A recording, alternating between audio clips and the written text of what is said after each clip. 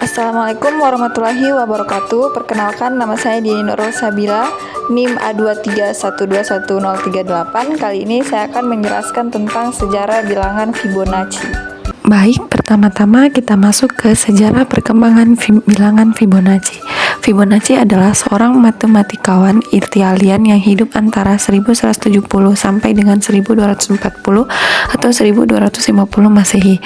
Ada sumber lain juga yang menyebutkan bahwa dia lahir di Pisa pada tahun 1175. Nama lainnya adalah Leonardo F. Pisa, Leonardo da Pisa atau Leonardo Pisano.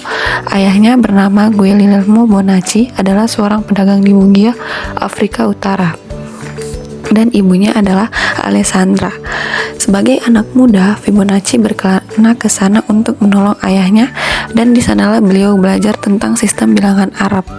Melihat sistem bilangan Arab lebih sederhana dan efisien dibandingkan bilangan Romawi, Fibonacci kemudian berkelana ke penjuru daerah Mediterania untuk belajar kepada matematikawan Arab yang terkenal pada masa itu, dan baru pulang kembali sekitar tahun 1200-an. Pada 1202, di usia 27 tahun, ia menuliskan apa yang telah dipelajari dalam buku Liber Abaci atau buku perhitungan.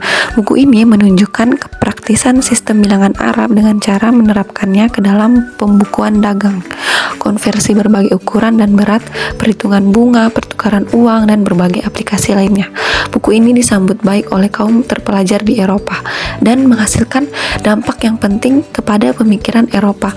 Meski penggunaannya baru menyebar luas setelah ditemukannya percetakan sekitar 3 abad berikutnya, yaitu pada tahun 1240, Republik Pisa memberi kehormatan kepada Leonardo dengan memberikannya gaji.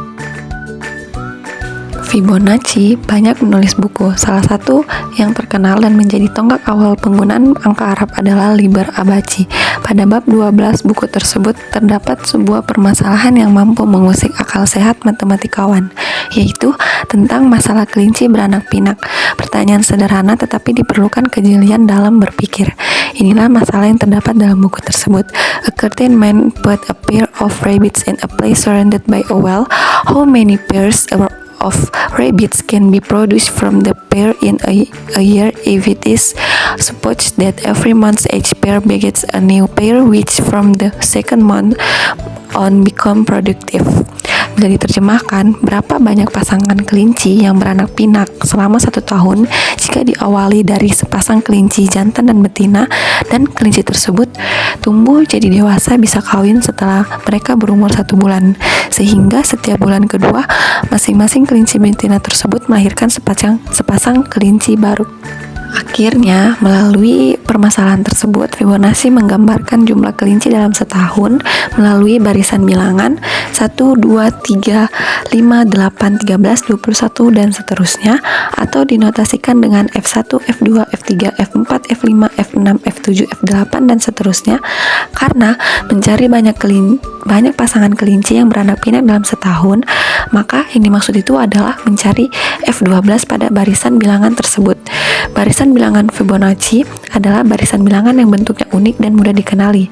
Setiap suku ke N barisan Fibonacci didefinisikan sebagai Fn sama dengan Fn kurang 1 ditambah Fn dikurang 2. Artinya, setiap suku ke N barisan Fibonacci merupakan penjumlahan dari 2 suku sebelumnya dengan F0 sama dengan 0, A sama dengan F1 tidak boleh sama dengan 0, A adalah bilangan asli, F2 sama dengan F1 ditambah F0, maka F0 sama dengan 0, F1 sama dengan 2, F2 sama dengan 2 ditambah 0, maka diperoleh barisan bilangan Fibonacci F0 sama dengan 0, F1 sama dengan 2, F2 sama dengan 2, F3 sama dengan 4, F4 sama dengan 6, F5 sama dengan 10, F6 sama dengan 16, F7 sama dengan 26, dan seterusnya. Selanjutnya kita masuk ke perumusan masalah yang kedua, yaitu penerapan bilangan Fibonacci dalam kehidupan sehari-hari.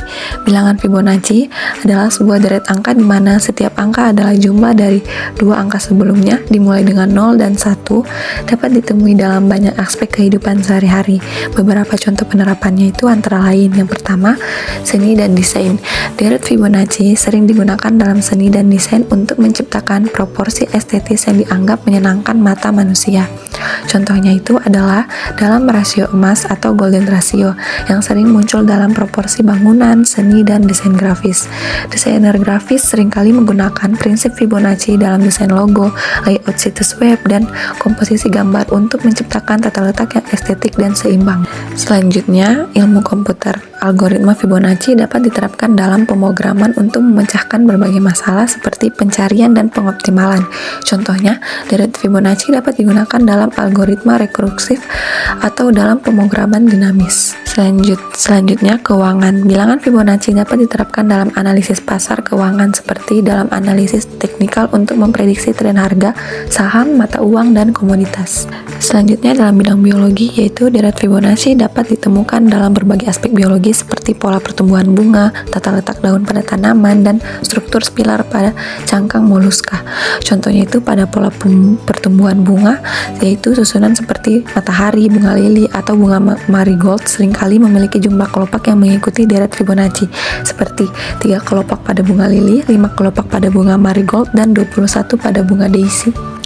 Selanjutnya, musik. Beberapa komposer menggunakan deret Fibonacci atau prinsip yang terkait untuk mengatur struktur musik mereka, misalnya mengatur jumlah bar atau durasi berdasarkan pola Fibonacci. Selanjutnya, perencanaan dan pengelolaan proyek. Prinsip Fibonacci dapat diterapkan dalam perencanaan dan pengelolaan proyek untuk mengatur urutan kegiatan atau alokasi sumber daya dengan lebih efisien. Selanjutnya yaitu desain arsitektur. Beberapa arsitek menggunakan rasio Fibonacci dalam merancang proporsi bangunan atau ruangan untuk menciptakan kesan estetis yang harmonis dan menarik. Selanjutnya, pemodelan pertumbuhan populasi. Dalam studi ekologi, pertumbuhan populasi seringkali dapat dimodelkan dengan menggunakan deret Fibonacci untuk mengestimasi pertumbuhan organisme dalam suatu ekosistem. Yang terakhir yaitu penggunaan algoritma Fibonacci dalam teknologi. Algoritma Fibonacci digunakan dalam berbagai aplikasi teknologi seperti pencarian data, konversi data, dan pemodelan sistem. Baik, itulah pemaparan saya tentang sejarah bilangan Fibonacci, dimulai dengan sejarah perkembangan bilangan Fibonacci dan penerapan bilangan Fibonacci dalam kehidupan sehari-hari. Sekian dari saya, terima kasih.